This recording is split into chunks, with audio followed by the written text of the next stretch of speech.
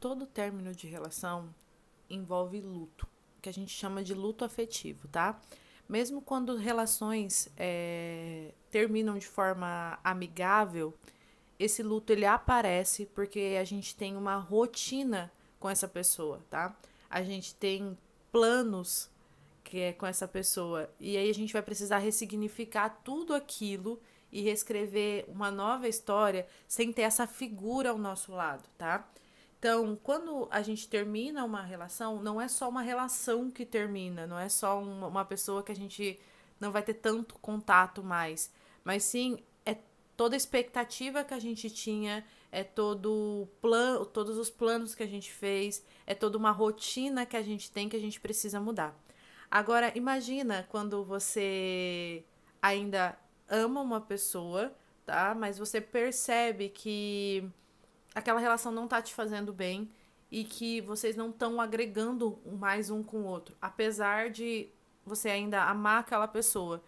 E aí você precisa perceber que você vai precisar construir a sua vida sem ela, mesmo amando essa figura. E é exatamente sobre esses altos e baixos, sobre ressignificar a vida, sobre o, se autoconhecer, né, sem essa figura afetiva, que o livro 500 Dias Sem Você trabalha, da autora do blog Bendita Cuca, Samantha Silvani.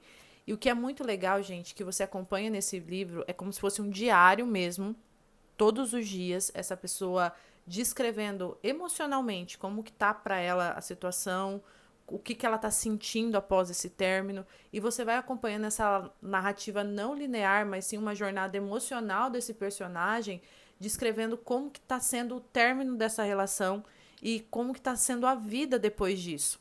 E a autora ela vai descrevendo nesse livro, gente, os altos e baixos ao longo desses 500 dias de término, tá? E ela vai explorando a dificuldade da gente desapegar das pessoas, as recaídas que a gente tem, a saudade que a gente sente, as dúvidas que surgem durante o processo de término, né? E principalmente a nossa reconstrução pessoal. E o que é mais legal é que esse livro mostra que o luto amoroso ou o luto afetivo, ele não é uma linha reta. É que tem dias que a gente sente fraqueza e tá tudo bem. E isso faz parte do caminho de reconstrução. Tem dia que a gente vai estar super bem, tem outro dia que a gente vai estar triste de novo, vai sentir saudade. Então, o que é legal é que mostra que esse processo é um processo de altos e baixos, que é um processo de sentir e de se reconstruir ao longo dos dias.